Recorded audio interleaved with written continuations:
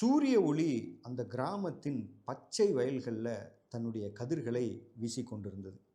அந்த கிராமத்தினுடைய ஒரு சின்ன வீட்டின் முற்றத்தில் உட்காந்து தன்னுடைய யூனிஃபார்ம்களை சரி செஞ்சுக்கிட்டு இருந்தான் அந்த அனிஷ் என்கிற அந்த சிறுவன். பக்கத்தில் அவங்க அப்பா திரு வேலுச்சாமி தன்னுடைய விவசாய கணக்குகளை சரி பார்த்துக்கிட்டு இருந்தார். அப்பா வேலுச்சாமி ஒரு பாரம்பரியமிக்க விவசாய குடும்பத்தை சேர்ந்தவர். அவருடைய ரெண்டாவது மகன்தான் இந்த அனிஷ். என்னதான் சுட்டி பிள்ளையாக செல்லப்பிள்ளையாக அவங்க வீட்டில் வளர்ந்திருந்தாலும் அந்த சின்ன பையனுடைய மனசில் ஒரு மாபெரும் கனவு என்றைக்குமே இருந்துக்கிட்டு இருந்தது. அனிஷ் ஆரம்பத்தில் ஒரு சாதாரண ஸ்டூடெண்ட்டாக தான் ஸ்கூலில் இருந்தான். ஸ்கூல்ல இருந்து வந்த பிறகு அவங்க அப்பாவோட வயலுக்கு போகிறது, அம்மா திருமதி சுகுணாதேவிக்கு உதவியாக வீட்டில் சில சின்ன சின்ன வேலைகளை செஞ்சுக்கிட்டு இருந்தது. இந்த மாதிரியான விஷயங்களை அப்பப்போ செஞ்சுக்கிட்டு இருந்தான்.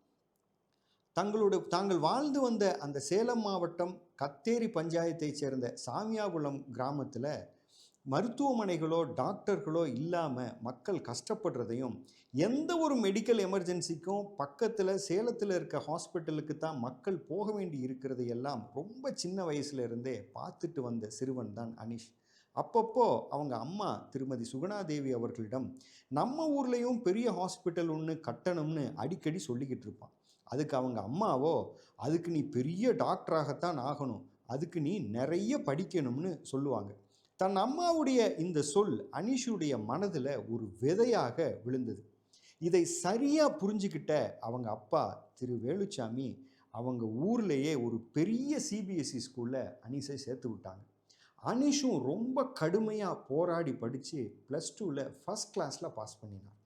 என்னதான் +2லையும் நீட் தேர்வுலையும் நல்ல மார்க் எடுத்து பாஸ் ஆகி இருந்தாலும் மெடிக்கல் சீட் கிடைக்கிறதுல இருக்கக்கூடிய சில சிக்கலான ப்ரொசீஜர்களாலையும் ரொம்ப அதிகமான ஃபீஸ் கட்ட வேண்டிய சூழ்நிலை இருக்கிறதாலையும் அனிஷின் அப்பா திரு வேலுச்சாமி கொஞ்சம் பின்வாங்க வேண்டியதாக போச்சு.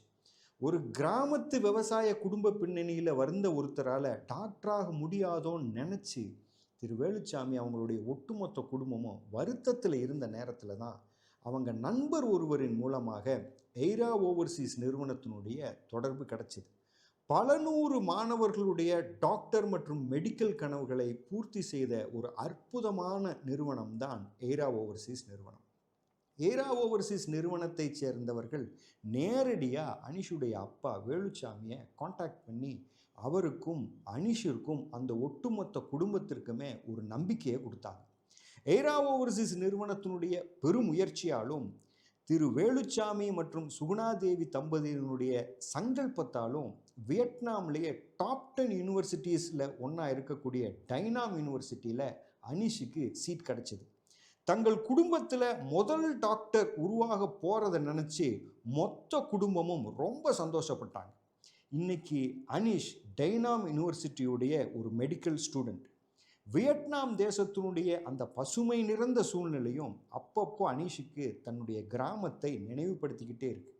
அனிஷ் ஒரு மாபெரும் கனவினுடைய முதல் படியில் இப்போ நின்றுக்கிட்டு இருக்கார். ஊரில் வேலுச்சாமி அவர்களுடைய குடும்பம் மிக மிக பெரிய நம்பிக்கையோடு இருக்கிறாங்க. இன்னைக்கு யாரும் அனிஷை வெறும் அனிஷ் அப்படின்னு கூப்பிட்றதே இல்லை, டாக்டர் அனிஷ் அப்படின்னு தான் கூப்பிட்றாங்க. ஒரு சாதாரண மனதில் உருவாகும் அசாதாரணமான எண்ணங்கள் நமக்கு எவ்வளவு பெரிய உயர்வை கொடுக்கும் என்பதற்கும், ஒரு உறுதியான முயற்சியும் சரியான தொடர்புகளும் இருந்தால் நாம் எப்படியும் உயரத்தை எட்ட முடியும் என்பதற்கும் திரு வேலுச்சாமி அவர்களுடைய குடும்பமே இன்னைக்கு நமக்கு எடுத்துக்காட்டாக இருக்கிறாங்க. ஆமாங்க, தம் பையன் அனிஷ் ஒரு டாக்டர்னு சொல்லிக்கிறதுல அவங்களுக்கு ஒரு பெருமை இருக்காதா என்ன?